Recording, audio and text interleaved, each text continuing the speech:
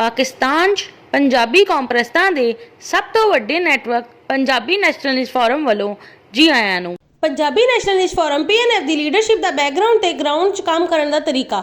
Ground ਤੇ ਕੰਮ ਕਰਨ ਦਾ ਫਾਇਦਾ ਉਦੋਂ ਹੁੰਦਾ ਹੈ ਜਦ ਬੈਕਗ੍ਰਾਉਂਡ ਤੇ ਵੀ ਕੰਮ ਵਧੀਆ ਹੋ ਰਿਹਾ ਹੋਵੇ। ਇਸ ਲਈ ਪੰਜਾਬੀ ਨੈਸ਼ਨਲਿਸਟ ਫੋਰਮ PNF ਦੀ ਲੀਡਰਸ਼ਿਪ ਬੈਕਗ੍ਰਾਉਂਡ ਤੇ ਗਰਾਊਂਡ 'ਚ ਰਹਿ ਕੇ ਕੰਮ ਕਰੇਗੀ। ਪੰਜਾਬੀ ਨੈਸ਼ਨਲਿਸਟ ਫੋਰਮ PNF ਦੀ ਸੈਂਟਰਲ, ਜ਼ੋਨਲ ਤੇ ਡਿਸਟ੍ਰਿਕਟ ਲੀਡਰਸ਼ਿਪ ਦਾ ਕੰਮ ਬੈਕਗ੍ਰਾਉਂਡ 'ਚ ਰਹਿ ਕੇ PNF ਦੇ ਪ੍ਰੋਗਰਾਮ ਤੇ ਪਾਲਿਸੀ ਲਈ ਕੰਮ ਕਰਨਾ ਹੈ। ਇਸ ਲਈ ਬਰਾਹ ਰਾਸਤ ਆਵਾਮ ਨਾਲ ਰਾਬਤਾ ਨਹੀਂ ਕਰੇਗੀ। ਪੰਜਾਬੀ ਨੈਸ਼ਨਲਿਸਟ ਫੋਰਮ PNF ਦੀ ਸੈਂਟਰਲ ਲੀਡਰਸ਼ਿਪ ਦਾ ਕੰਮ ਬੈਕਗ੍ਰਾਉਂਡ 'ਚ ਰਹਿ ਕੇ PNF ਦਾ ਪ੍ਰੋਗਰਾਮ ਤੇ ਪਾਲਿਸੀ ਬਣਾਉਣਾ ਹੈ।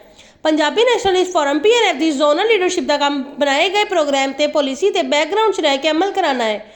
ਪੰਜਾਬੀ ਨੈਸ਼ਨਲਿਸਟ ਫੋਰਮ PNF ਦੀ ਡਿਸਟ੍ਰਿਕਟ ਲੀਡਰਸ਼ਿਪ ਦਾ ਕੰਮ ਬਣਾਏ ਗਏ ਪ੍ਰੋਗਰਾਮ ਤੇ ਪਾਲਿਸੀ ਤੇ ਬੈਕਗ੍ਰਾਉਂਡ 'ਚ ਰਹਿ ਕੇ ਅਮਲ ਕਰਾਉਣਾ ਹੈ। ਪੰਜਾਬੀ ਨੈਸ਼ਨਲਿਸਟ ਫੋਰਮ PNF ਦੀ ਤਹਿਸੀਲ ਤੇ ਯੂਨੀਅਨ ਕੌਂਸਲ ਲੀਡਰਸ਼ਿਪ ਦਾ ਕੰਮ ਗਰਾਊਂਡ 'ਚ ਰਹਿ ਕੇ PNF ਤੇ ਬਣਾਏ ਗਏ ਪ੍ਰੋਗਰਾਮ ਤੇ ਪਾਲਿਸੀ ਤੇ ਅਮਲ ਕਰਾਉਣਾ ਹੈ ਤੇ ਪ੍ਰੋਗਰਾਮ ਤੇ ਪਾਲਿਸੀ ਤੇ ਕੰਮ ਕਰਨਾ ਹੋਵੇਗਾ। ਇਸ ਲਈ ਬਰਾਹ ਰਾਸਤ ਆਵਾਮ ਨਾਲ ਰਾਬਤਾ ਕਰੇਗੀ।